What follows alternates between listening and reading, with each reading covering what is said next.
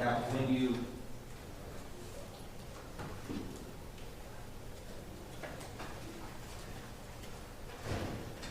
before we move on, I want to, so we're all clear on what you said.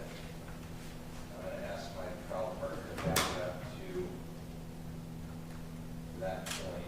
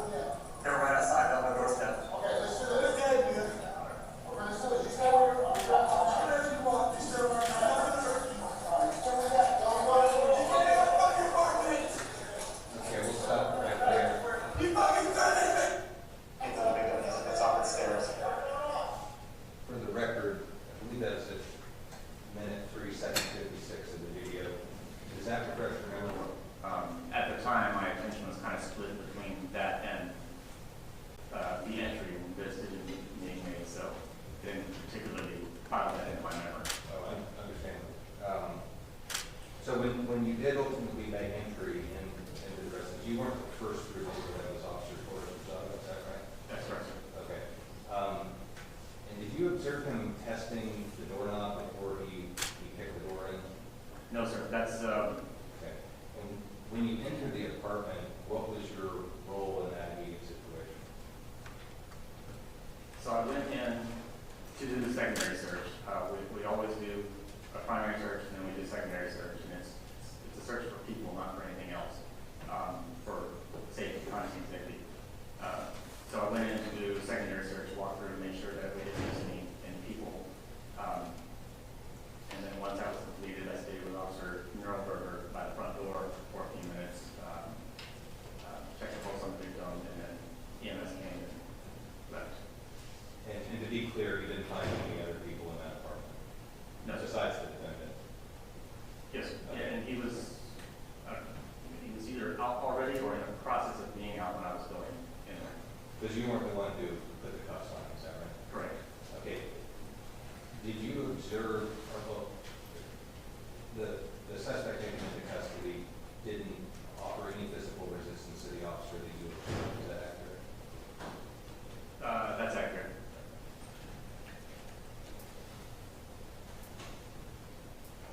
I want to ask you a little bit about patrol rifle, as the prosecutor did.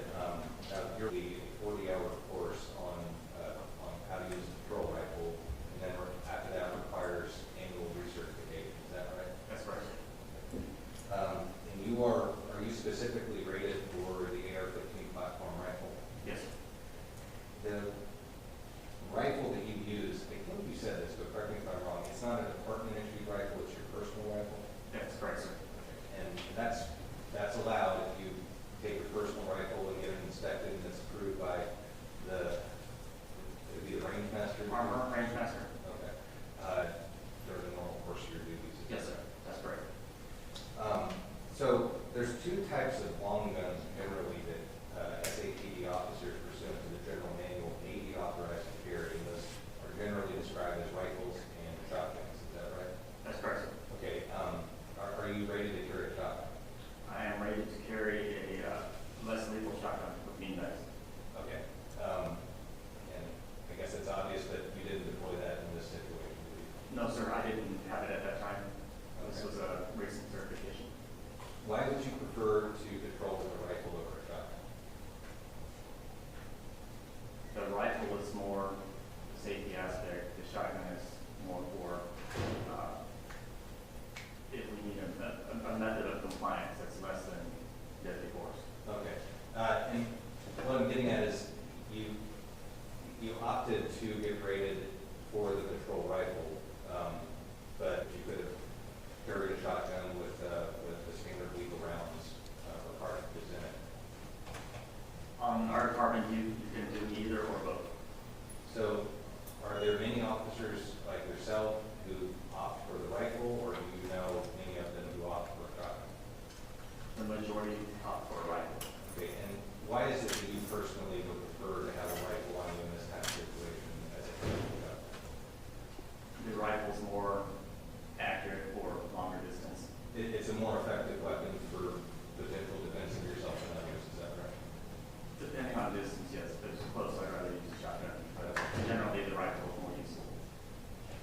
And you say that's your personal rifle. You don't leave that in your vehicle every day, do you? You take it out? Correct. It goes home with me. It comes to work with me. Okay, so it goes home with you. And is that, do you use that rifle as, let's say, your home defense weapon if that circumstance should ever arise? It could. Good. Whichever one I get to first. It's available to you for that purpose. Yes, sir. And depending on the situation, God forbid, you might opt to defend yourself, your family, your home with that rifle. Is that right? If I need to. If you need it. Before you became a law enforcement officer, do you have any military background? Yes, sir. Could you describe that for us? 4 years in the Army Reserves. You summer reserve. So you were trained on a rifle as part of your duties in the Army, is that right? Yes, sir. And was the rifle you were trained on, I know they're different than civilian AR-15s, but was it an AR platform style rifle? And 16 close variant. Okay. And M16s may be automatic or they maybe have 3-round burst. Civilian rifles, they don't have those features commonly, is that right? That's correct. So you have got, safe to say, many rounds through an AR-15 platform rifle, is that right? I have. Okay. Have you ever had occasion to fire such a rifle without the benefit of your protection? I have not. Okay. So when you're practicing all these many rounds you've shot, you have some form of hearing protection. Can you tell us what you usually wear for that purpose? It's been foam inserts in the past. And it's usually electronic hearing protection now. So and those would be the muffs that go over your ears? Yes. And are those more effective at preventing potential hearing damage than just putting a plug in there? I don't know that one's any better or more effective than the other. The electronic ear muffs are beneficial because you can turn the light on and it will enhance your hearing, but also block out gunshots. Okay, so you can hear others around you on the range? Yes, sir. Things like that. This is going to seem like a silly question, but why do you wear hearing protection when you're carrying this rifle? Protect my ears. Protect your hearing? Yeah, hearing protection, what's called hearing protection, right? Yes, sir. Okay. Because those rifles they're loud, aren't they? They're not. And if you shot them without the benefit of hearing protection, you are potentially risking damage to your hearing, is that right? You could possibly. And they are loud when you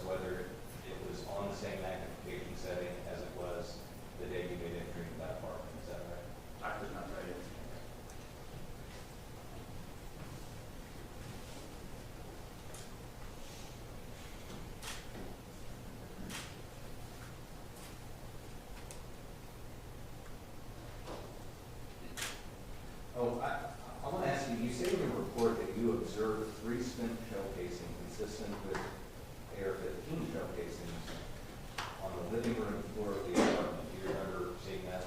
Yes. And you say you observed 3. Were they scattered about the room, or were they collected more or less in the same place? They were, when you walk into that front door, it's the living room. There was boxes or belongings that were kind of piled up around, but you basically had the living room floor and then it opened up into the rest of the apartment. So the casings that I observed were in the general area inside the apartment door. Yeah, man.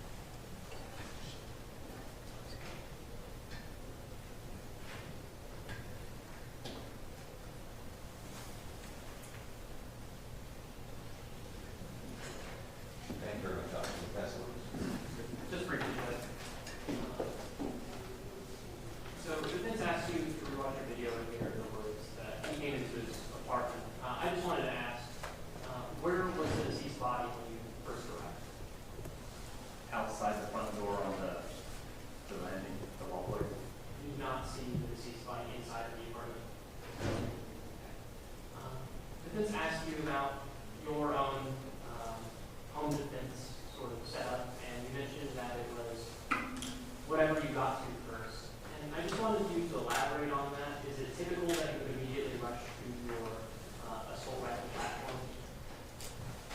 Probably the last thing I would grab, to be honest with you. Grab the pistol first. And why is that? Quicker to get to, more readily accessible versus the rifle. I wanted to have one scene before the activation of your body cam. Can I ask you why you had that set up instead of arriving to the scene and then setting it up? Yes, so we, on the street, put my plate carrier on, got my rifle, and made it ready to go to do. And then I waited, the other officers were on the opposite side of the apartment complex down the street doing the same thing. So the plan was to wait until we were all ready and then go in together. Because it's safer to go as a group than it is. My last question. You have a lot of experience shooting firearms as you are rifle rated and handgun rated. Is it typical that cartridges land immediately where they drop upon being fired from the firearm? It varies. They generally will land in the same area, but I can't explain why. But there's times where some will land right where you think they should, and some will land further back. I mean, they generally will go in the direction that they're ejected from the weapon. It's just a matter of if it's the proximity, whether it's right here or if it's further away from you. Whether it's a piece of furniture or a wall and bounces off. Lastly,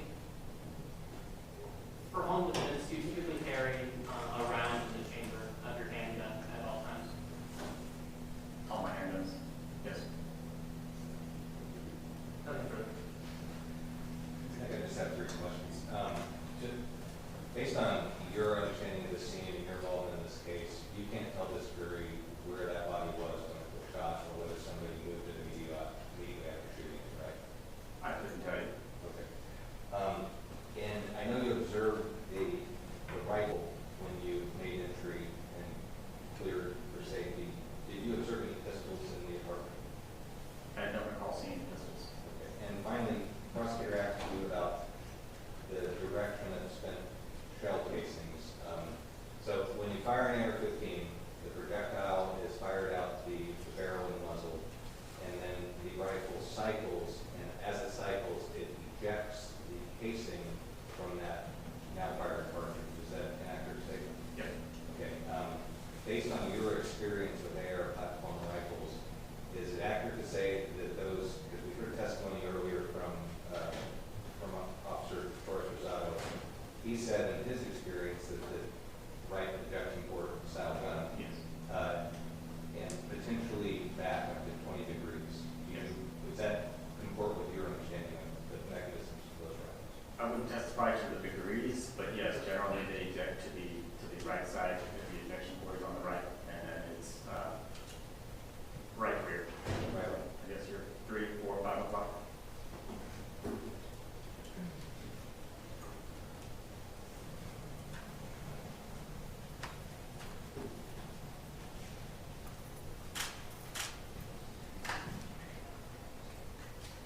I just want to make one thing clear about this rifle.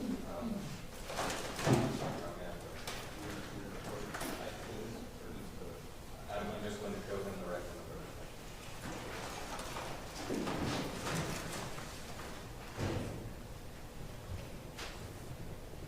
Can you tell the jury which side of this rifle the ejection port is located? Right? Right. Okay, that's where you're pointing to, right? Yes.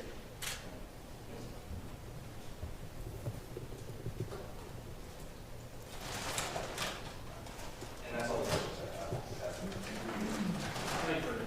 Thank you, excuse. Next witness, please.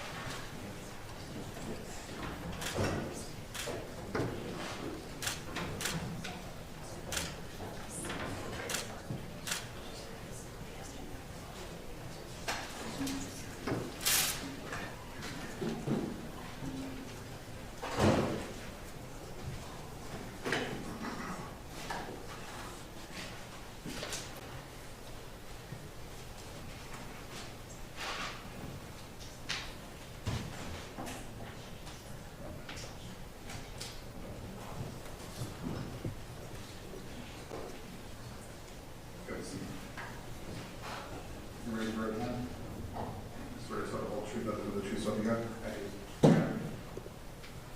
Good morning. Morning. Would you mind saying and spelling your name for the court reporter? Yes, sir. My name is David Pendleton. It's Pendleton. And but most people just call it the crime lab. And how long have you been employed there? In the end of this February will be 19 years. And as an employee there, what is it that you do? What is your duties? On a daily basis, I examine evidence, firearms evidence specifically, involved in criminal matters. These can be both firearms, fire cartridge cases, and fire projectiles. And I make a determination, or attempt to make a determination, if evidence items, questioned evidence items, were fired in a particular firearm. And have you been doing that the entire time that you've been employed there? Most of the time. And so, could you tell jury and us about your training, your education, your experience in that field? The majority of the training is done within the lab.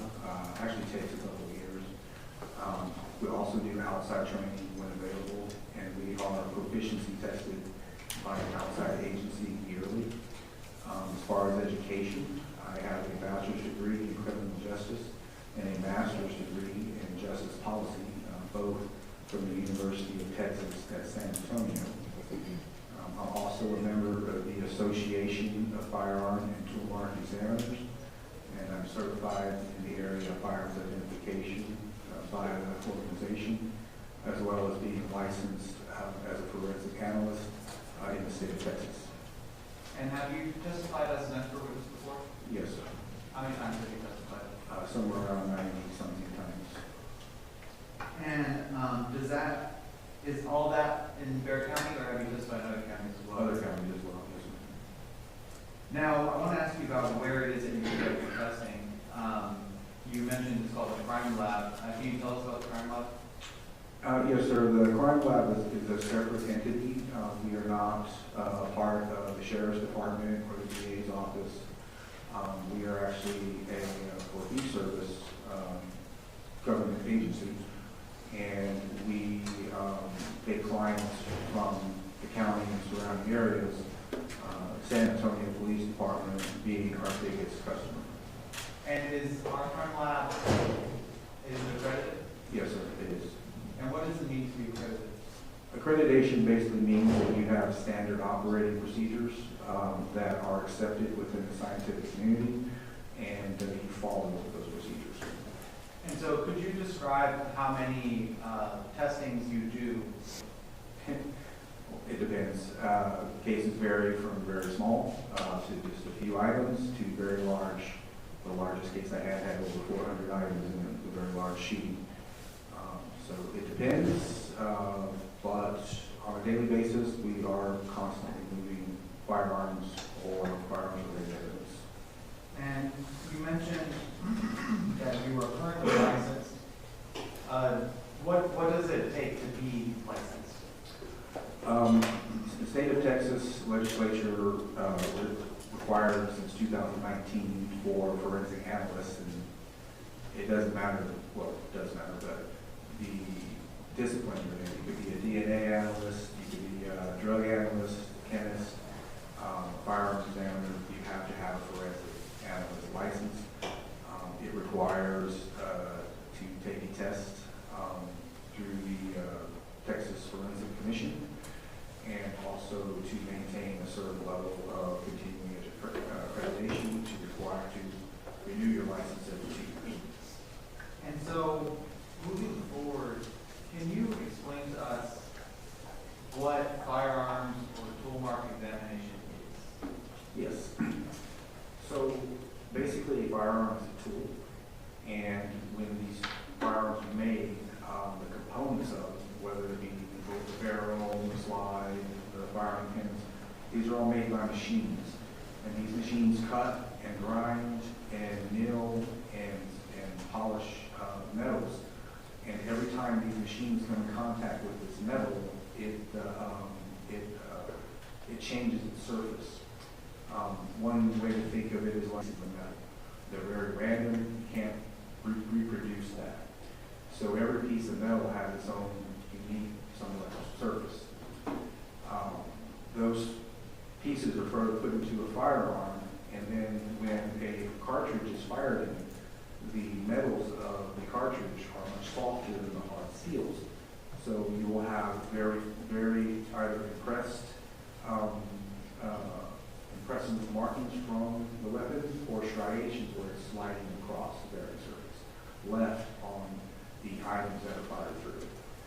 And what we attempt to do is test those items to see if we can see if they were fired in a particular firearm. And so, can you tell whether or not the bullet was fired from a particular firearm? Yes. And what tools do you use to make that determination? We use what's called a comparison microscope, and it's actually not even that high in magnifications. They're similar to the ones you probably use in the biology class in the 8th grade. But it's essentially two separate microscopes that I can look at side by side through one set of eyepieces, so I can compare two items side by side, hence the name comparison microscope. And what I will do in the case where I have a firearm is I will actually test fire the weapon, take the tests from the weapon, compare them under the microscope looking for class and individual characteristics. If I've seen these reproduce, then I will attempt to see if those same markings are on any questioned evidence. If they are, then I can say that it was more than likely fired in this weapon. If they're different, I can say they were not fired in this weapon. And so, Mr. Thompson, are you aware of the case that you're here for today specifically? Yes. And did you conduct an examination or any testing in regards to this case today? Yes, I did. Your Honor, which witness? Mr. Jones, I'm reading you with the marked state exhibit number 68. Can you tell me what that document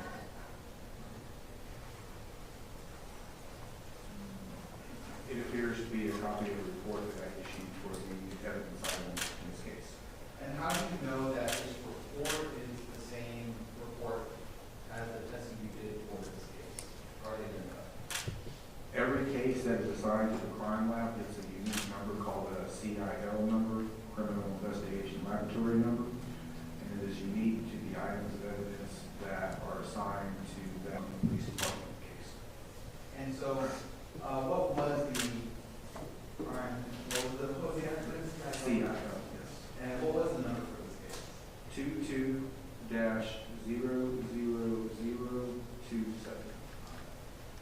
Now, for this case, I see you have your own copy here, but I'll leave this copy with you too.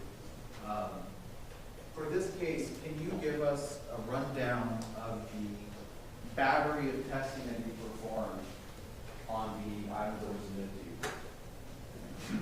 Well, first there was a rifle, semi-automatic rifle that was submitted, so I conducted a series of checks to make sure it was safe to fire, and then I test fired the weapon into a water tank.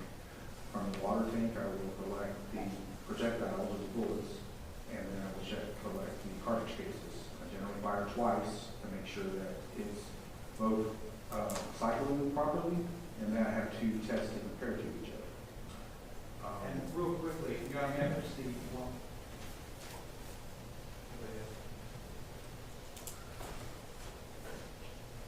Mr. Johnson, I'm going to show you what's already been entered into evidence, and it's marked.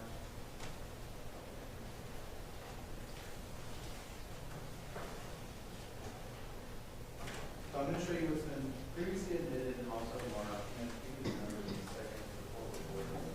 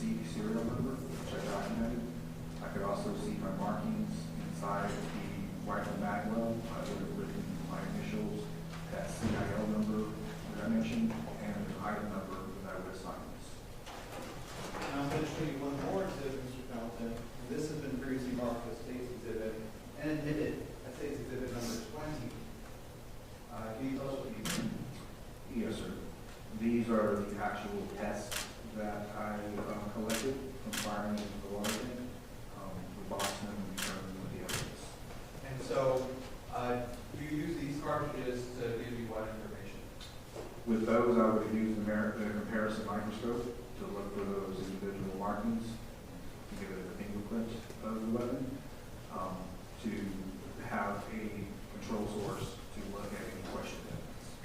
And so those will be, as by control source, those are gonna be what you compare anything else to know whether or not it came from that way. Yes, we call them known standards. We know where they came from. They came from the weapon. I know that because I fired them from the weapon. And so, I know I interrupted you, you were telling us about the water tank and the test fires. What did you do after that? Well, after collecting the tests from the water tank, I will compare them under the comparison microscope. Then I will compare any questioned evidence. In this case, it was a number of cartridge cases and some bullet fragments that I compared to. And so, can you tell us about I guess, there's a whole list for you to go down, but starting at the top of your record, can you tell us about the battery test that you completed on the cases that were sent to you from the scene? Well, I would take them, document them, compare them under the microscope, look to see if they have markings that are suitable for comparison. And then after that, compare them to questioned evidence. After that, I would issue a report after I do that, I will submit that to another examiner who also is trained to look at this evidence, see if we agree that the results are as reported. I will then issue a report. I will then package the evidence and return it to our evidence receiving section, at which time the agency will come and retrieve the evidence at a later date. All right, this time the state would move to admit State's Exhibit number 68 evidence. Okay. Now, on your report, Mr. Pendleton, I know that you have a numbering system that you employ. Can you tell us about, I guess, first about how your numbering system works, and then we'll go kind of through what they are. Our laboratory management system creates a package when it comes in. So an item of evidence, as it comes in the package, it will receive an item number as package 1. So I have to, when I take it, I create it as an item, and then any individual packages and those will be further divided. So you will see that listed on the report as whatever was in package 1 will be item 1-1, 1-2, 1-3. Can be very confusing. So we have started instituting over the last few years at the other side of the report, if available, any agency number, because when they collect something, they write a number on it. We'll put it in parentheses, so it helps kind of correspond with what their numbers are. And so is there a reason why the item numbers start at 3, not at 1? For my purposes, Yes. I don't know, as they're received through the evidence receiving section, they just give a number, so I would say as it's handed to you, I imagine. Okay, so it's not necessarily indicative that there's a 1 and 2 out there that we don't know about. Sure. Now, I want to ask you about items 4-1, 4-2, 4-3, 4-4, 4-5, 4-6, and 4-7. What are those items? Those are fire cartridge cases, specifically 223 Remington caliber cartridge cases. So those are not cases that you fired. No, sir. Now, in your examination of those items, what were your findings? That they were first all fired the same firearm, and then Now, if I can direct your attention, Mr. Pendleton, to items 5-1 through, well, I guess let's start with 5-1. What is item 5-1? it's actually several items, but they're all basically the component of one. It would probably help if I explain what a bullet jacket is. So, so a bullet jacket, when you're talking about an actual projectile, the actual bullet, most manufacturers, the internal portion of this is made of lead. Lead is a very inexpensive metal, which is why it's used. Now, the problem with using bullets, lead to make bullets, is that when high heat and high pressure are added to it, it melts. So it tends to foul your barrel. It clogs up the rifle in the barrel. So after time, your bullet will spin because it just smooths out your barrel. To alleviate that, what manufacturers do is they put a metal coating over the lead core, which is called a jacket. And it's usually made of copper or brass, can be made with steel, but think of it like a skin going over the lead core of the bullet. So when the bullet is fired, it's not. So this first item of evidence is actually a bullet jacket that was stripped, and then some lead fragments from the core. And so, having explained that, what is item 5-1? It was a bullet jacket with 4 lead. Oh, sorry. Was a bullet jacket with the lead core and then 2 smaller fragments. And moving on, can you also tell us what was item 5-2? Was a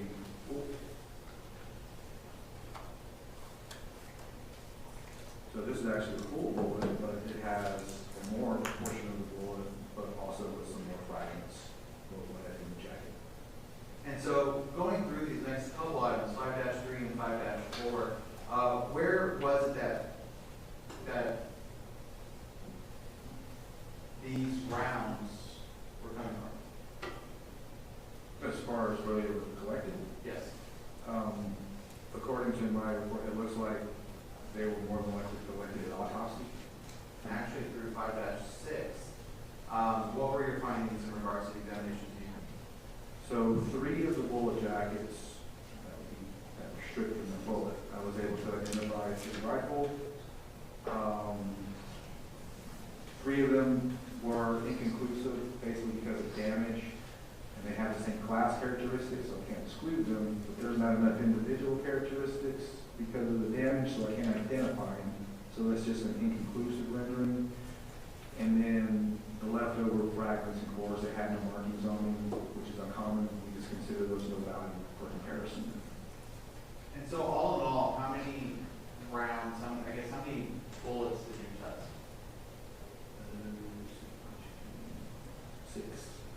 6. And 7 cartridge cases. were there any rounds that you found, I guess, conclusively to not have been fired from this rifle? No, sir.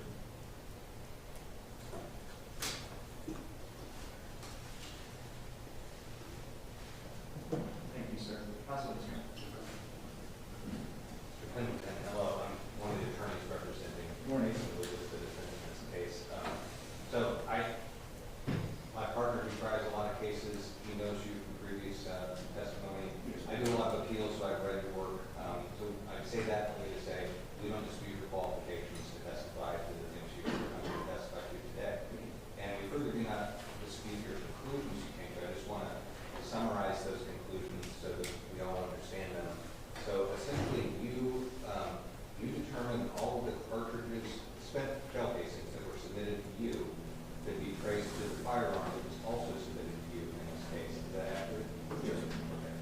And of the bullet fragments that were submitted to you, you were able to determine that 3 of those could be traced to the rifle submitted. Is that accurate? Yes, sir. And the rest, either there wasn't enough to perform your evaluation or it couldn't otherwise be traced to that or any of them. Yes, sir, that's right. Thank you. I do want to ask you about the magazine that was submitted. Now, you make reference to a magazine with, what is the cartridge capacity of that magazine? Generally, they're 30, but if you give me just a moment.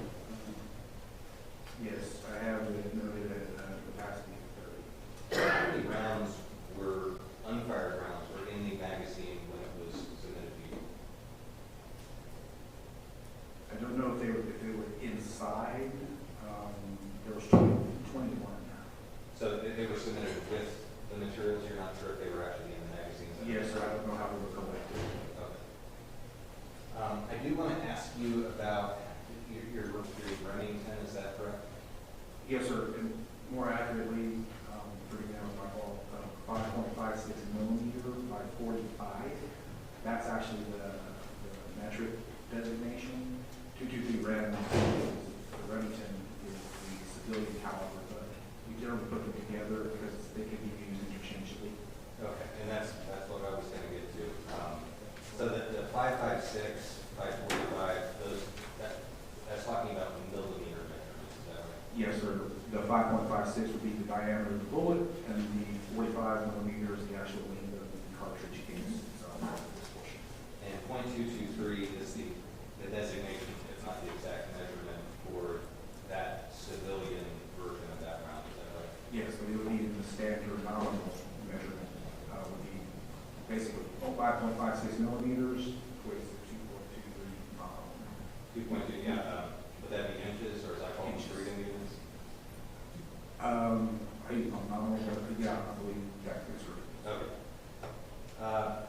Can I ask you, you probably had occasion to shoot a fair amount of AR pattern style rifles in the course of your vocation, is that right? Yes, sir. Do you shoot them outside of your professional analysis? I do. It's been a while. I don't do a lot of target shooting anymore. Okay. Do you own it? I do. Okay. Why do you own the AR-15 rifle? Or what's one of the reasons you might? There are several reasons to own an AR. One would be sport. One would be hunting. Another would be defense. There's various reasons. I have mine for various reasons. So do a lot of people. And in fact, if you know, tell me if I'm wrong about this, but the AR-15 pattern rifle is the most commonly sold semi-automatic rifle currently in the United States. Yes, sir. And the AR, as you just mentioned, semi-automatic, the AR stands for Armalite rifle, which was the original patent of the creator of the rifle that was later sold to Colt. So the AR actually is Armalite rifle. It's a semi-automatic rifle. It was totally common. That's a good point. So a common misconception is that AR stands for assault rifle. Have you heard that? I have, yes, sir. But that's not accurate. It's actually Armalite rifle. Yes, assault rifle usually needs to be a designation of being capable of firing select fire to fire both full auto and semi-auto or burst. And to be clear, the rifle that you examined in this case, was it capable of automatic fire? No, sir, it's a semi-automatic rifle. So by your understanding of the definition, it would not be an assault rifle. No, sir.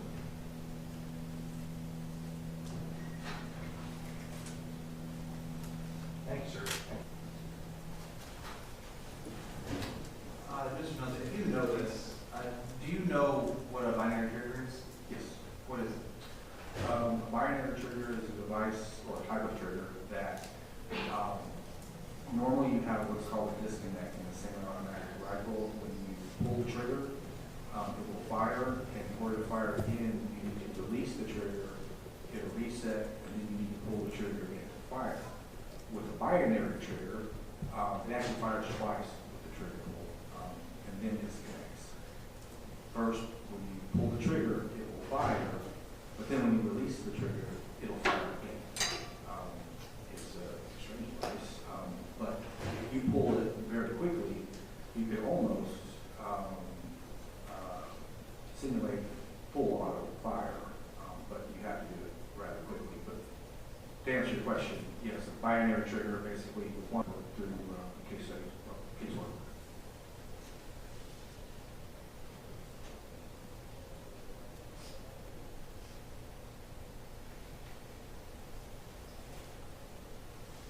No further questions? No further questions. Thank you, excuse. Okay, we'll take a 5-2 break.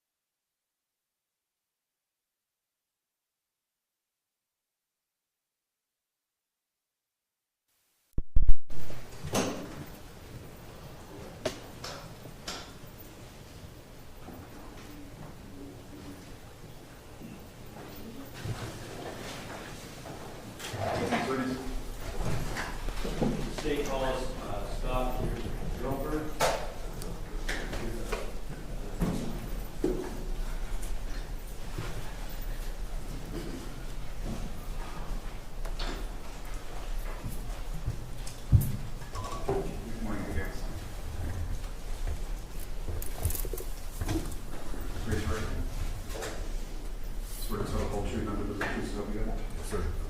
And you're on the state. Officer, would you say your name or introduce yourself to the jury and also spell your name for the court reporter? I'm Officer Knowberger, Santa Clara Police Department. Last name's spelled K-N-I-R-L-D-E-R-G-E-R. You said you work for the San Antonio Police Department. Yes, sir. How long have you worked with them? 22 and a half years. 22 and a half. What kind of training and experience do you have? Going through the academy and the 22 years of law enforcement. On the streets? Yes, sir. One. Yep. The case that we are here on today, do you recall it? Yes, sir. Would it help you testify today? It's pretty self-explanatory. No, I don't need it.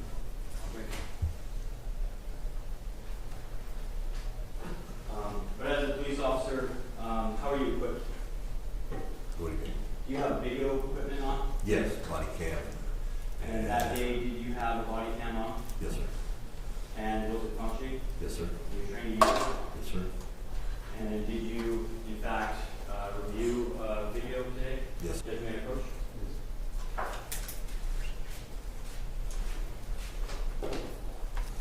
I'm handing Officer Robert yes, Yes. is that the disc that you reviewed today? Yes, that's my initial badge of dates. Just that date, that's how you know it's the one you reviewed. Yes, sir. What's on?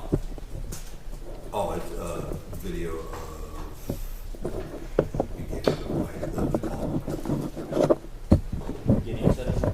Yeah, I mean, Other than those actions, is it a fair and accurate depiction of what occurred that day? yes, sir. I'm showing defense.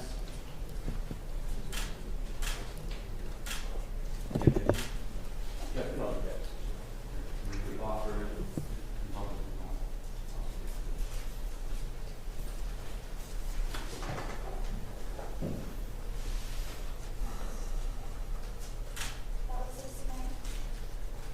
Yes.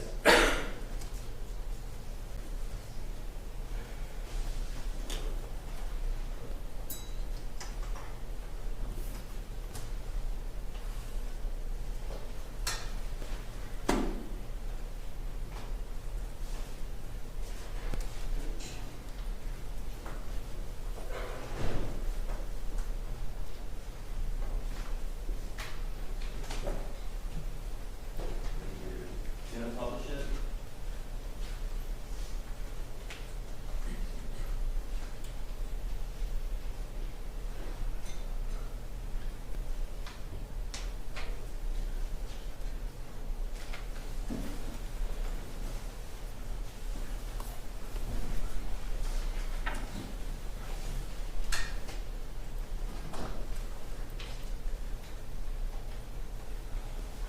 Pause the video at 20 seconds in.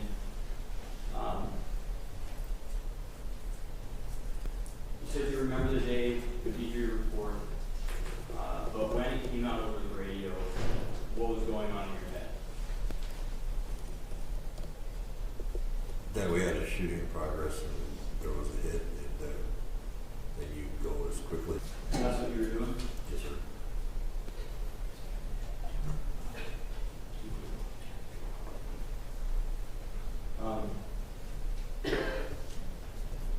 The state is going to skip forward to 2 minutes and 45 seconds in. 2 seconds.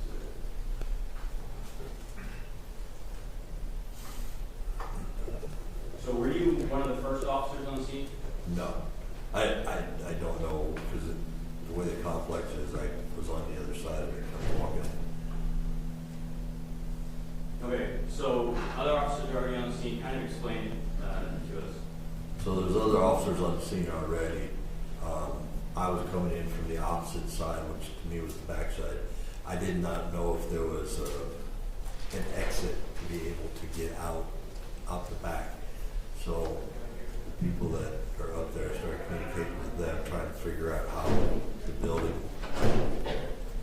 There was people talking to somebody on the balcony, and we got to go to enter. And I was the last on the entry team. On the entry team? Okay. So what were your duties as the last on the entry team? Pretty much to fill in any spot that hadn't been covered yet. So the two front guys go directly to the threat, and then somebody veered to the left. I went to the right, which was then a bedroom and a bathroom. Why were you going, like tactically, why did you do this? Why did you then turn to the right and everybody else? To clear to make sure there's no other threats. And you said you went into the bathroom and the bedroom? Yes, sir. All right. The state is resuming video at 2 minutes and 45 seconds.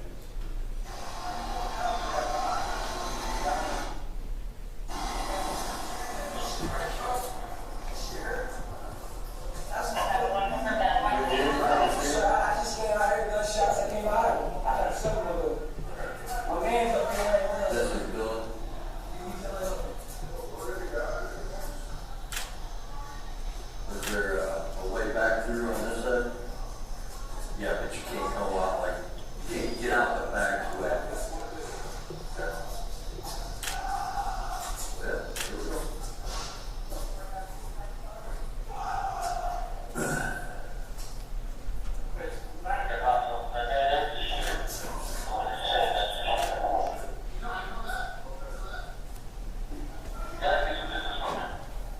You got it in here?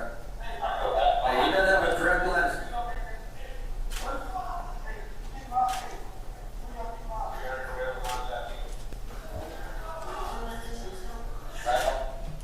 All right, so at this point, we were just watching the video, we heard some screaming. Do you know who that was?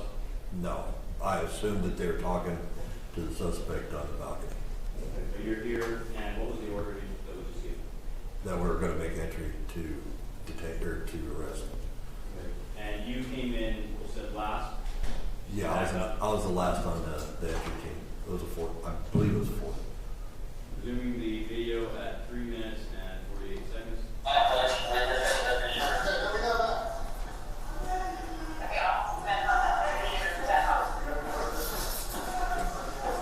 And 59 seconds. And so when he kicked it though, was that It'd be good if you checked it, okay? And what do you mean by checking? just to make sure it's unlocked, or, you know, so you just open it. But a lot of times you just want a fast entry. The state is resuming video. 3 minutes and 10 seconds.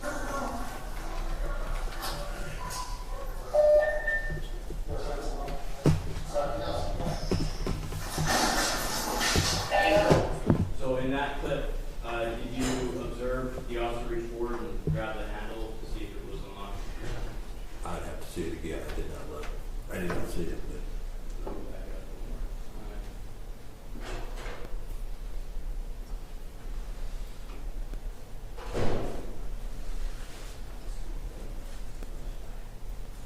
All right. Well, we backed it up to 3 minutes and 58 seconds.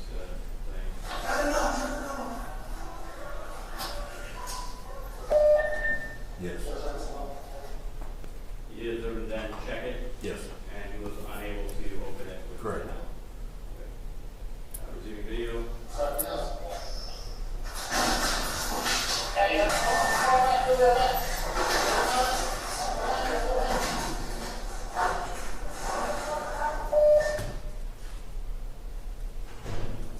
Stay paused the video at 4 minutes, 25 seconds. Angles on the video here, like where you're looking in. so right there, I went to the right, and then to my left is the bedroom, and then to my, they had like washer and dryer somewhere there. Was it, what are you going to do now at this point? Once I'm gonna clear it, make sure there's no threats and everything's cleared, and then I'll hold that position so that there's nothing, so it's secure. State's reviewing the video.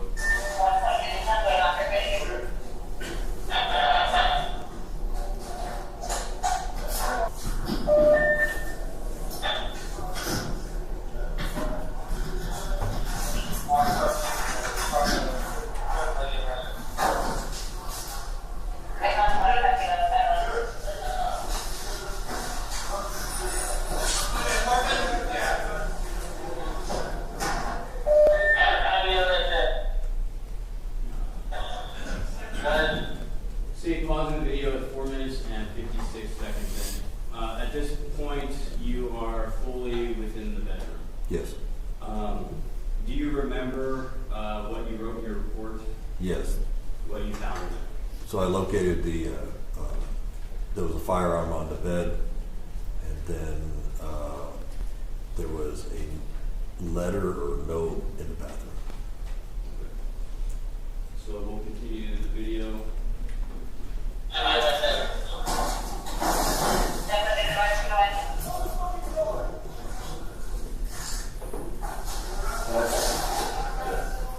we got this. You have to come back here.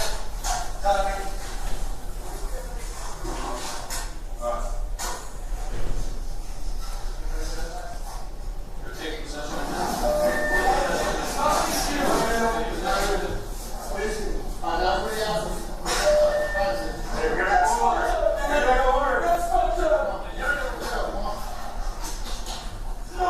Jesus Christ, dude.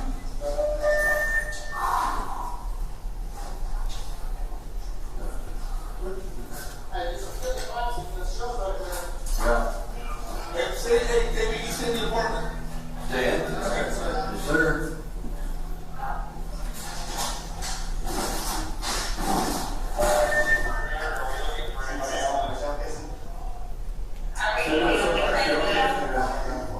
Right there, sir.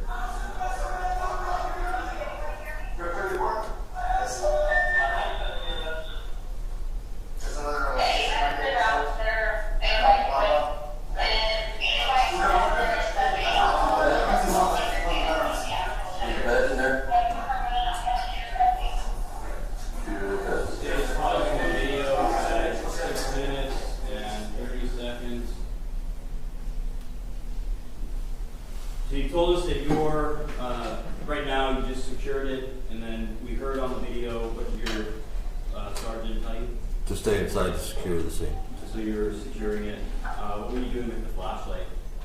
Just being able to look around to plain view and for any evidence or anything. You guys are all kind of calling things out. What was that? There was shell casings on the floor. Okay. But Your Honor, may I approach? Yes.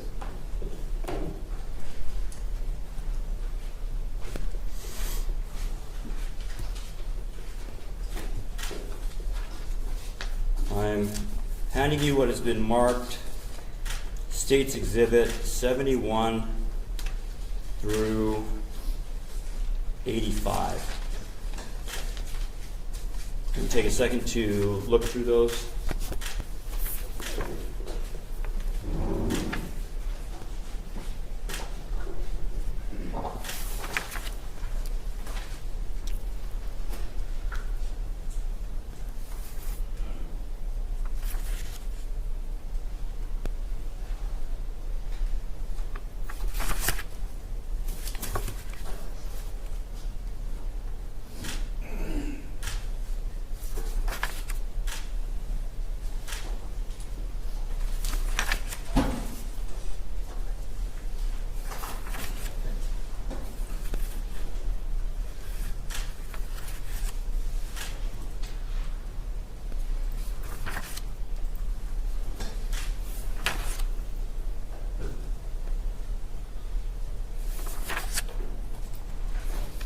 Just as we're looking through those, I've actually handed two more.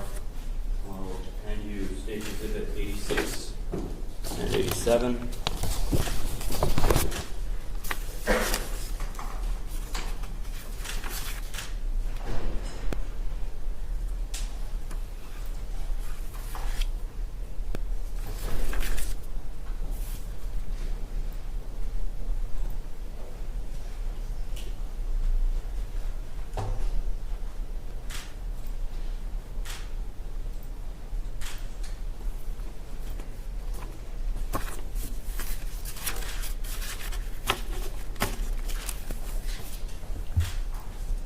Do you recognize those?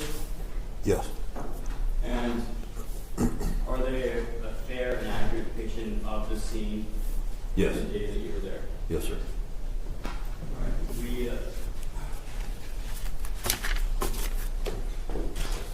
stage showing the defense, the exhibits 71 through 87. And on.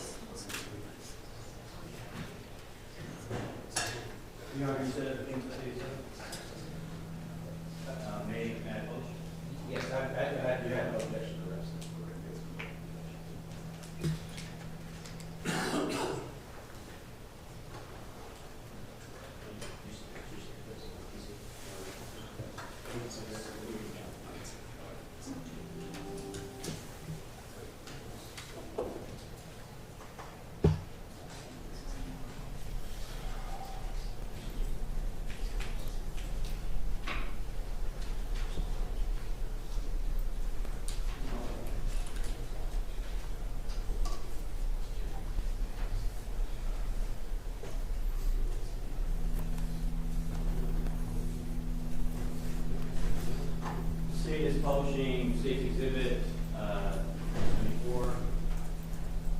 Officer, do you recognize this? Yes, sir. And can you explain what it is? Looking in from the door to the living room, and then the balconies out in the back there. Okay, on this photo, when you first came in, where was it then? Where he was outside on the balcony. So, Through this there. area? Yes. And you would have then turned right into... Correct.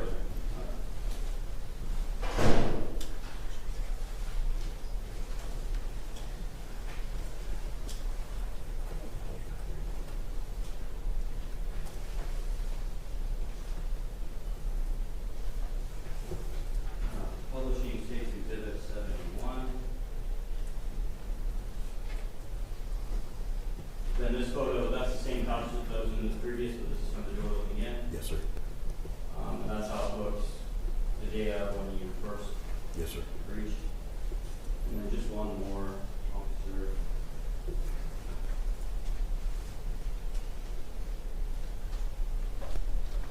State is publishing State Exhibit 86. Can you explain what this one is?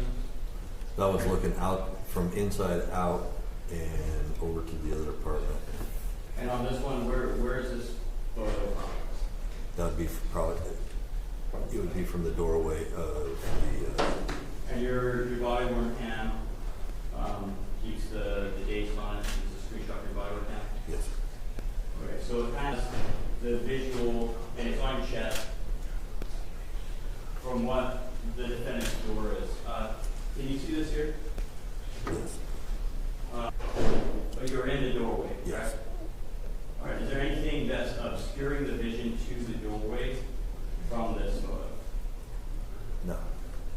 Now, say you were standing where this officer is standing right here in your body worn cam, at the bottom of the stairs. Would there be anything in that the door, or what was going on? Well, yes, there's the basket there. In fact, can you see the officer's face? Down below? Yeah. No. It's obstructed by the basket. And what else is on that, really? The plants. So plants, I don't know what that is. The thing sticking up in the air. Halloween decorations.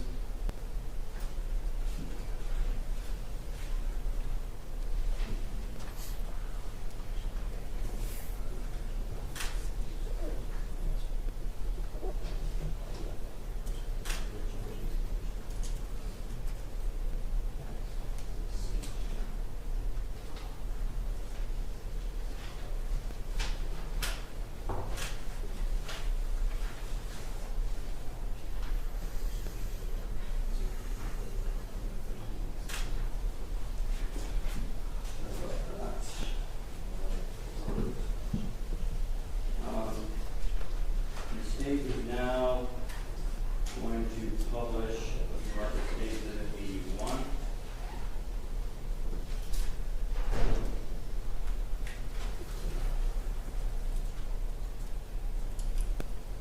Also, do you recognize that photo?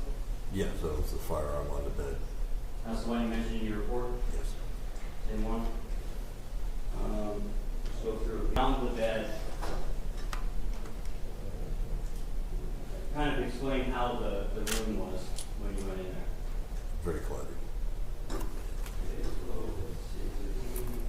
Publishing State Exhibit 79. Will you let us know what State Exhibit 78 is? There's a magazine with ammunition. I know it's a little bit more zoomed in, but can you see anything from this photo from the gun? The mattress. So kind of the same mattress.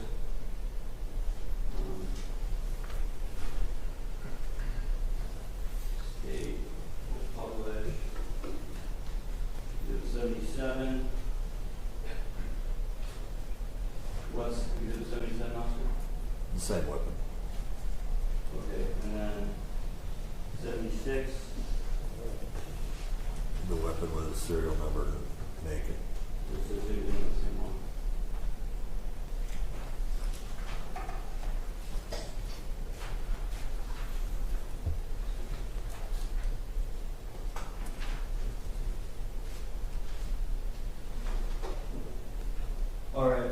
So just briefly on a recap, those are all the photos, is how you found it. And at the end of that video, what did you do to finish out your day? I stayed on scene so that we didn't have any outside and waited for the detectives. Say we'll pass over to Sean. Officer Gilbert, my name is Jason Dawson, I'm one of the attorneys for Mason. And I may have missed it, how long you said you've been on the force? 22 and a half years. It's a long time. And so I'm assuming that you've seen quite a lot, that you've been on patrol the whole time? Yes, sir. All right. So this isn't the first time you were called out for somebody getting shot? No. Is it more than 10 times? 100? Honestly, I have no idea. I mean, last year we did close to 2 million calls. Yeah. Big city, big department. Okay, so, and I guess one of the reasons one of the first things I want to talk about is, and this really doesn't have anything, it's not disparaging you, because I understand why you're saying it. But like when you were speaking, you're talking about how, we're trying to go directly to the threat, right? Because the shooting was not justified. You're just saying, right now, we have to assume that he's a threat unless we're proven otherwise or shown otherwise. That's correct. Okay, because for instance, if you're in your house and somebody's coming in your house and threatening to assault you and shoot him, who's the threat? Yes. Who would be the threat? Person coming in. Right. The person threatening you, just because you shot him, that doesn't mean that you're the threat, just Right. because you shot somebody, right? The threat would be the person on the ground. Correct. And the threat would not be a threat anymore if you shot him and killed him, right?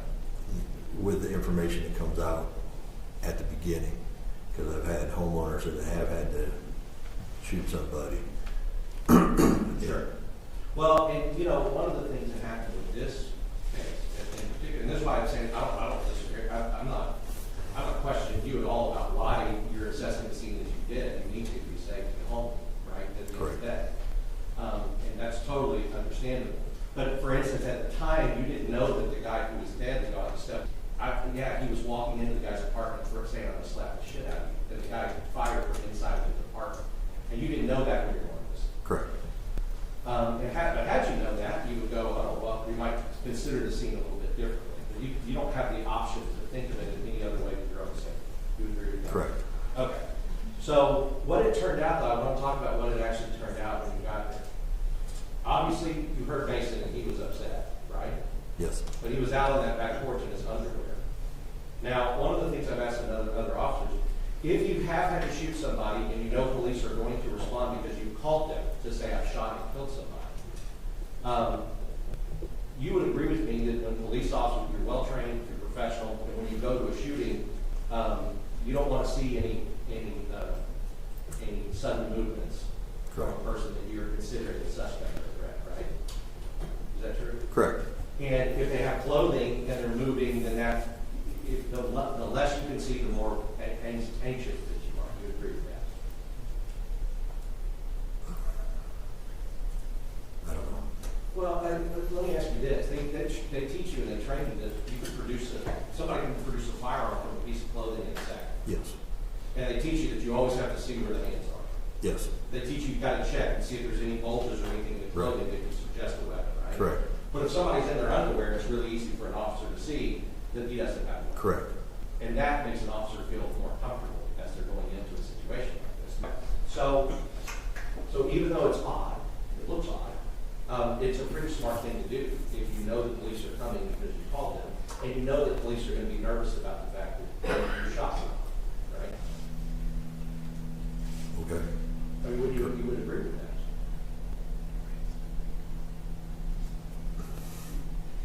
Other than if somebody has mental issues, then that becomes Sure. an issue also. Sure, and both of those could be the same, right? You could be taking off your clothes because you have a mental issue. But you hadn't heard the 911 call where he said, I'm taking off my clothes so they know I don't have a gun. No. So they don't shoot. No, I didn't have any. Well, that's a rational thing to do. You would agree with that? You may say, I'm not going to do it, but at least it's rational. It has rational thought process, which is the more an officer can see, the officer will think that I'm a threat and shoot him. It's reasonable. Right. And in fact, when you got into the apartment, he was on the patio, right, showing officers his hands, and then he went to his knees with his hands interlocked behind his neck. I never saw that. You didn't see that? Okay. The jury has seen that. I think it was maybe that Picasso was in front of you, and Picasso was the one that had hands on it. I guess you were checking the other side. But what you did see was, is you knew for sure where he was, and you knew for sure where the gun was, and they were in two separate areas of the apartment. After he... Backward. No. The gun was in the bed. Yeah, we found it in there. And so, I mean, and he didn't run and throw it in there while y'all were coming in the door. He was already on the back porch when y'all came in the door. Correct. So I guess what I'm saying is he would have had to, after shooting, taken the gun, intentionally put it in a place that he was not, and he removed himself from where that was. Correct. Which is also another thing, a safe thing to do if you know officers are about to come. Yes. Right? Because if he were in arm's reach of that weapon, that would make justifiably officers a lot more nervous. Good.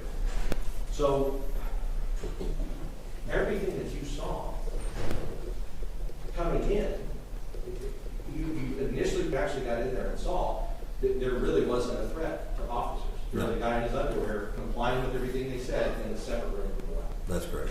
Okay. And like I said, you don't know, when you're getting to the apartment, you don't know if this guy had been like down there and shot this guy while he's just standing outside a doorway. You don't know and then ran in or did whatever. You don't know any of those facts, right? Correct. And that's understandable. So you're just gonna go and put somebody into custody, let the detectives do their investigation. And that's kind of where your job ends, right? Yes, sir. Now, one of the things you did, we looked through some of these, through some of these photos with the prosecutor.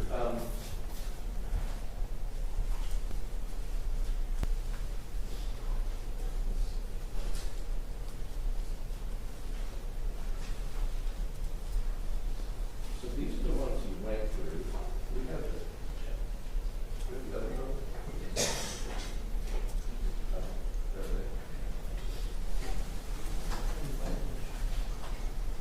These guys are admitted enough. All right, so I want to go through some of the photos that they did. Let's look at Exhibit 75. Hey, Judge, I'm sorry, I didn't have permission to call. Please fix it.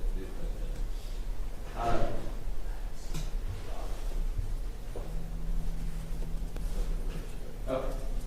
Exhibit 75, just to orient the jury and all of us here, is a covering that's covering the deceased person. That's correct. Okay, so that would be the front door at the top of Exhibit 5. Now, you see that there's this wall here, right? It's like a half wall that is in the entryway. Yes, sir. If I read about that. And then as you can come back and come through yourself. One of the things you looked at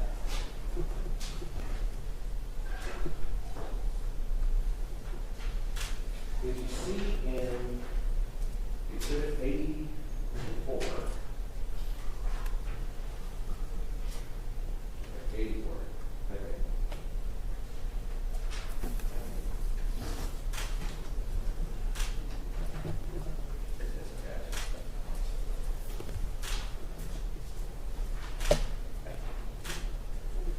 Yeah, so in Exhibit 84, this is one of the things you actually noted as you walk through on the body cam. We'll play that part of your body cam. But one of the things you notice is there's what looks to be blood on that entryway wall, right? Now, when, may I proceed to some research?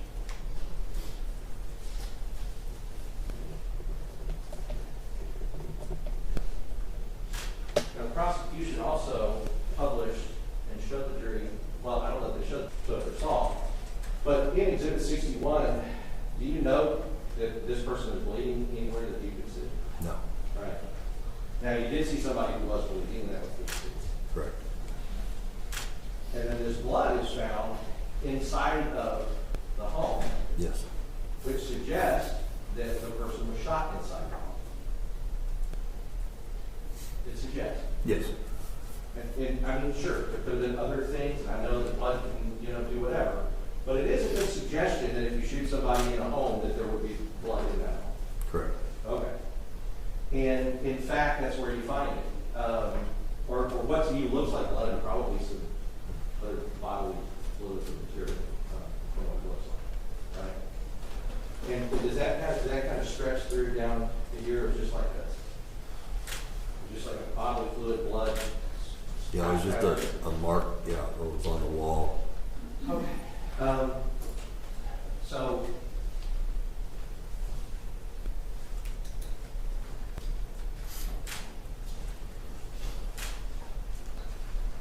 I want to talk about the Exhibit 74.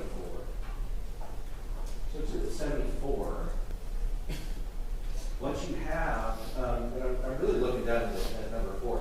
So you would agree at the top of Exhibit 74, this is kind of the patio area that they went out to. And then right here, down towards the bottom left, you have an exhibit number, Exhibit 4, and it's got a grouping of shell casings right? Yes, sir. So let me ask you this. When you go to the shooting range, I'm sure you go to the shooting range. Have you been in shooting ranges that are both inside and outside? Yes. And is it typical in a shooting range that what you're doing is you kind of have a little, stall that you're shooting in that has walls on either side and on the top? There have been. Right. And so when you fire in a shooting range, and we've heard testimony already that when you fire a pistol, it ejects out to the right if it's the right side ejector. Correct. Yes. Do you own a personal? Do you use that AR-15 to help you protect your home? Yes. Okay. Because it is a reasonable weapon of choice to protect your home. Correct. Okay. So the AR, when you fired, have you fired that at a range as well? Yes. Okay. And does yours have a right side ejection port? Yes. So, and I guess what I'm saying is if you're in the stall, it will eject and kind of bounce around, right, on the wall. That's one of the things that happens. Yes. And then after it bounces off, it either goes kind of straight back or it goes straight forward. You're shooting, right? Yes, it does. It can. Well, I guess if I'm here, just maybe this is a demonstration. If I'm here and there is a complete wall separating me from the shooter, the person standing right here where the wall is, it doesn't go around the wall and hit the person. No.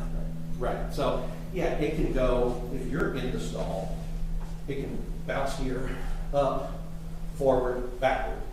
Kind of at your 12 o'clock, it's your 6 o'clock, right? But, or it can just kind of collect here.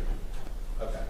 Because you notice that somebody shooting between two walls would be like somebody shooting in a stall, in that sense, right? Yes. Just because, just from your experience, because that's basically what the stall is, it's two walls while you're shooting. But if you back out, and you're beyond that wall when you shoot, that's when you would expect it to go and fall to the right, which is where your AR and your pistols, that's where they would eject. Correct. These are in a position where they have grouped themselves together, right? So if one's out, two's out, three's out, they kind of fell in the same place, right? Now all of them didn't fall in the same place, and that's also in your experience. You don't know where they're going to go. Correct. But what we do know is that where they are right there does not look like a shooter shooting between two walls. Because how would they group themselves all together in the same spot after bouncing off of the wall and going, right? Correct. What it looks like is the shooter, whoever is shooting past the wall, and it's ejecting where it's supposed to eject, right? That's what I mean, you're not an expert, but that's just what that looks like to a normal person who's had experience shooting between two walls and shooting in the city. Right? Objection, Your Honor, speculation. I mean, you see what I mean? Yes, to me it appears that somebody was standing in a specific spot. In a specific spot and not with the wall to their right. Correct. Right. So what that would mean is that the person's not like up at the door because there's two walls. It would mean the person's further back to you. That's an officer with experience. The person's further back into the house. Shoot. In my experience, typically they eject towards the right and rear. Right and rear. Right, sure. So right in rear, right bounces off the wall, there's a wall there, but if you're past the wall, then it can go right in there. Correct. Okay.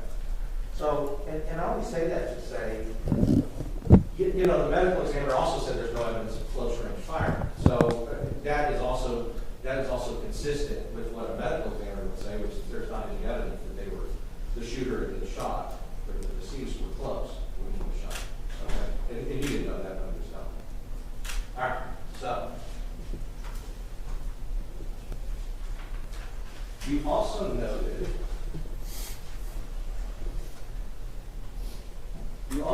I think,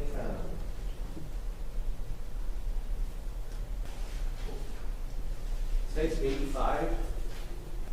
It's kind of like you didn't take this picture. No. Because normally the way you take those pictures is you get a big pull out and you get a medium shot and you get one. So, and I say that to say, it's difficult for us to kind of tell what 85 is, except that we know that the door is green, right? Correct.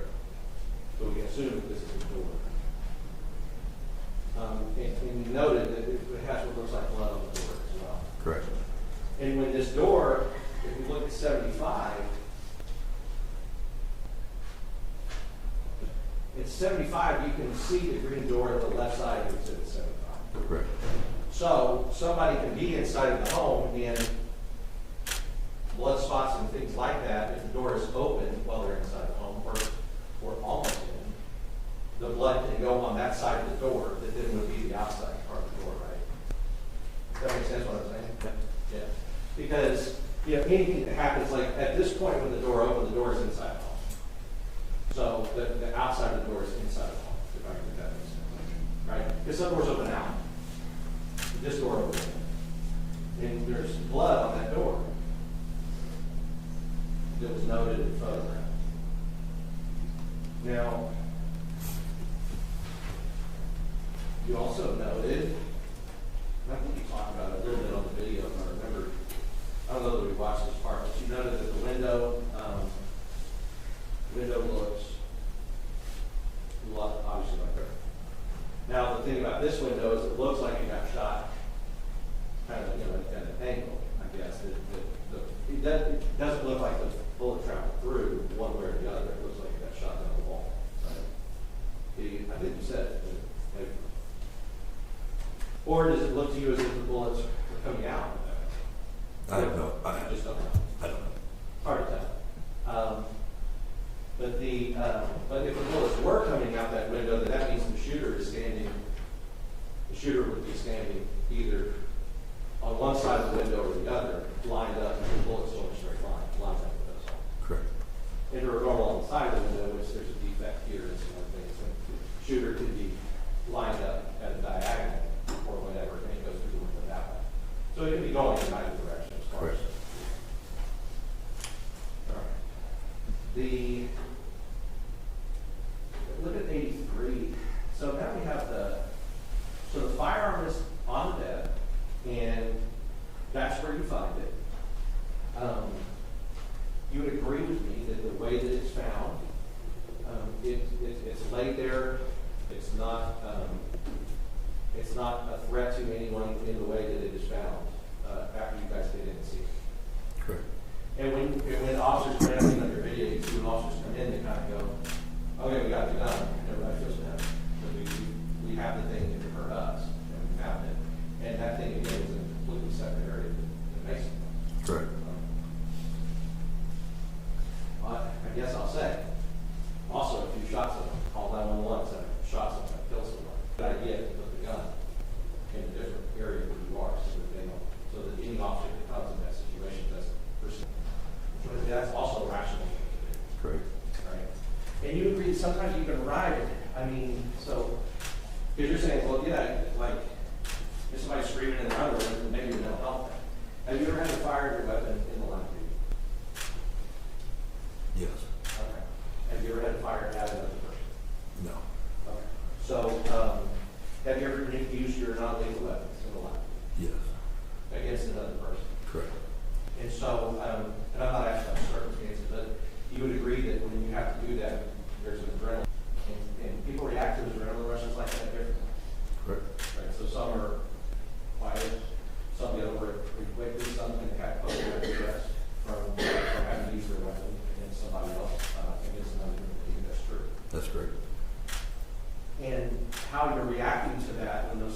happen, can mimic somebody with that looks like they're crazy, but it's not that they're crazy, they just went through something. I don't know, you don't know what it is. Is the guy crazy, or is he justified and has an adrenaline rush from having to shoot somebody coming into his home? And so, at that point, you can't make those determinations about like what actually happened and how it happened. Correct. And that's why we have detectives. You guys just document what you see. We have detectives later to try to go through it.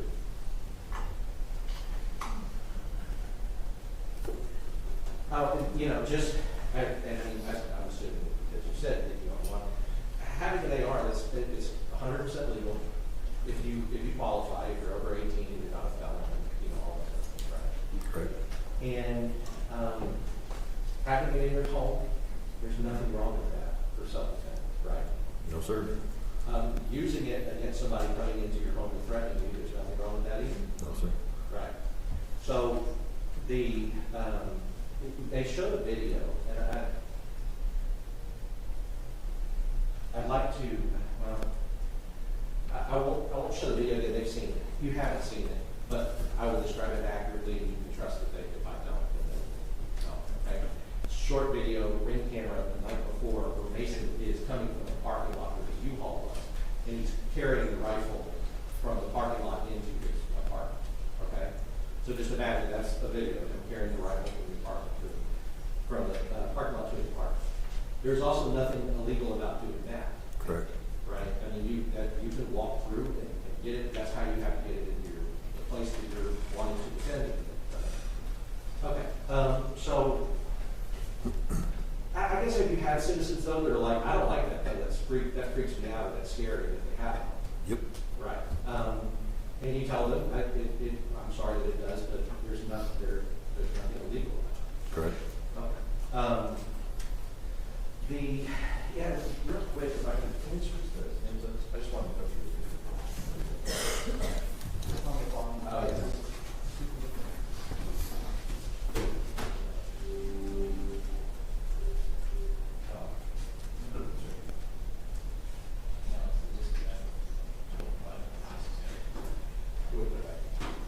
Actually, it might play. It might play. Looks like it's playing now. It covers up to a certain point, so.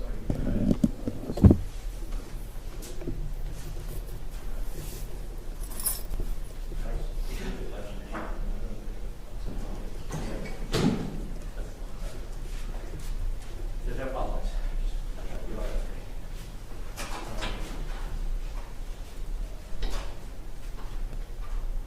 Right over here, anywhere yours? Not that I know.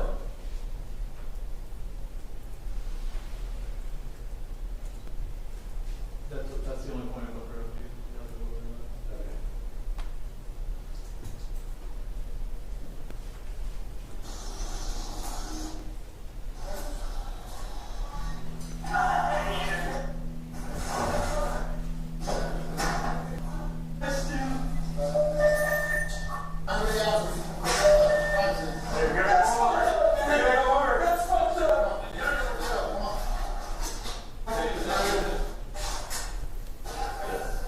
Yeah, we got this.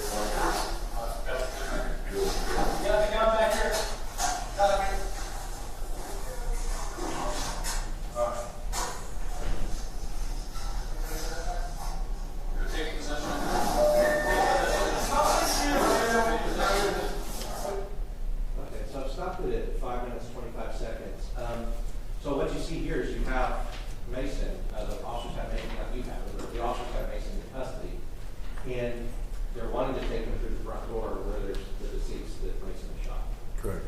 And his reaction to that is not a reaction, he's not gloating, he's not happy about any of it. You agree with that? Correct. He's freaking out. Kind of. I'm having to go look and see what was going on. You agree with that? Correct.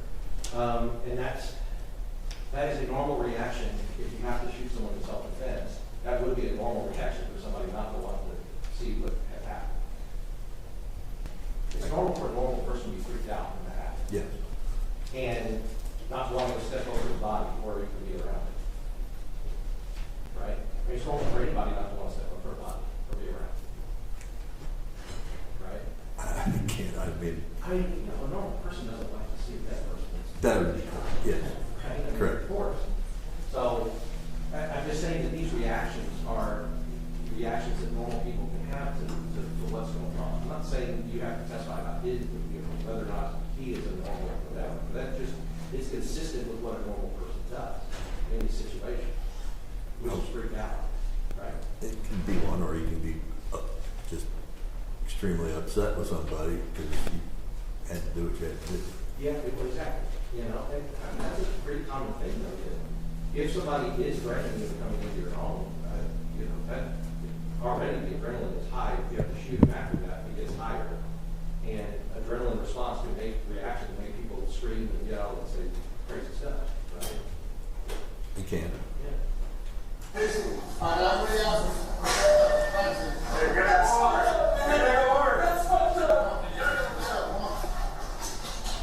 Oh, Jesus Christ, dude.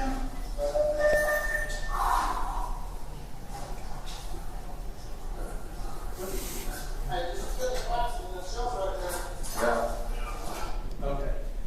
So just so that we can get clear, I can't use both of these at the same time, but I'm kind of showing 84, which is that picture of The blood. where the blood is. And so when we're looking at your video, that would be like over here on the right, inside the apartment, Right there where the keys are. right there where the keys are, inside. Yes.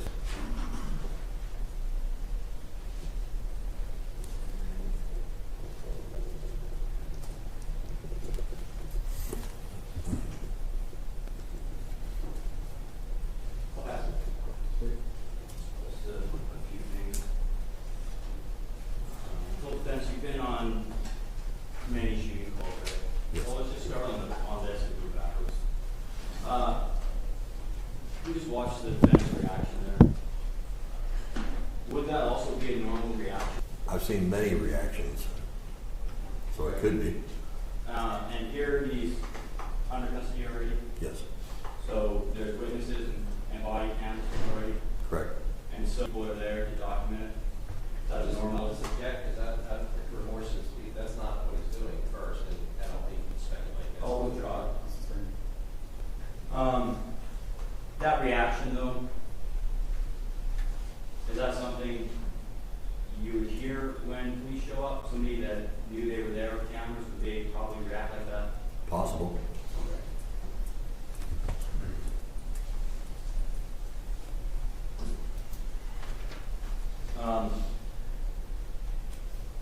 So to the many shootings that you've been to, did you give a number? I could not give you a number. I don't But it's know. high. It's high. More than 100? I don't know. Just high. On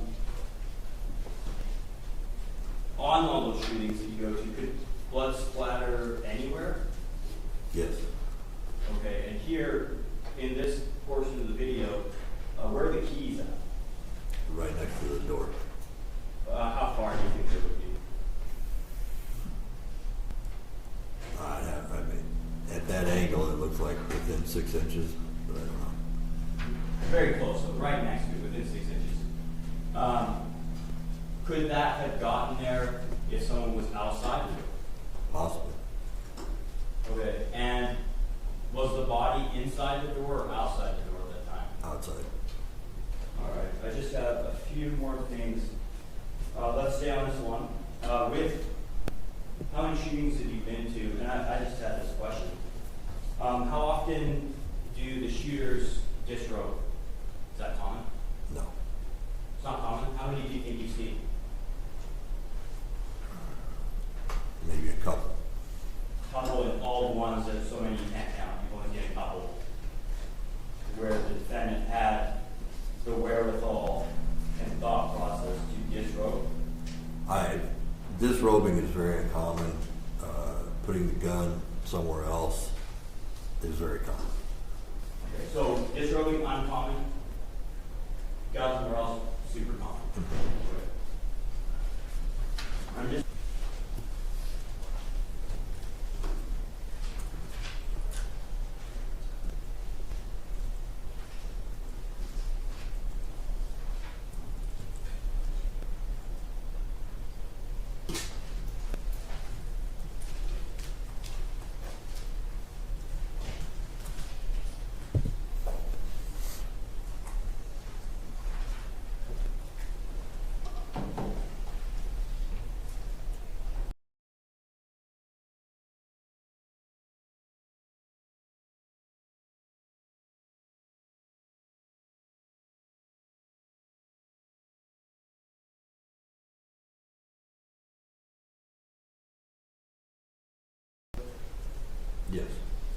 I know we went over in the body cam about the handle being locked, but what else was on this door at the time? Was the deadbolt working? Obviously. It's extended, right? So it was, door handle was locked and the deadbolt was functioning on that door. Okay.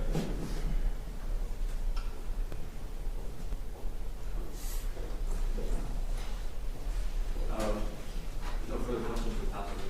A few questions. Putting guns somewhere else is very common when people have that in self-defense. Correct.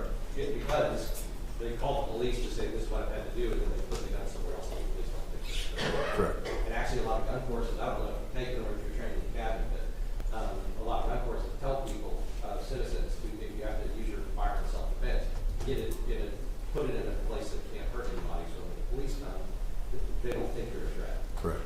All right. So he's acting like somebody who had to use a gun in self-defense, right? With that, Possible. sure, and that's what commonly you use. Yes. Okay. I mean, it's also common to call the police yourself if you had to shoot somebody. And when you wrongfully shoot somebody, they often don't call the police on themselves and say they had to shoot somebody. Right? It's possible. Yes. I mean, guys, they leave the scene, they're not usually calling cops saying, I had to do that. Correct. And you didn't know at the time that he had called 911? No. Okay. And you didn't know he's screaming at the dispatcher, I'm taking off my clothes so the police don't shoot me? No, I did not. Okay. So it was just weird to you when you got there. But Correct. if you would have had that other information, you go, oh, all right, I guess I understand why I did that. Right. Correct. So, I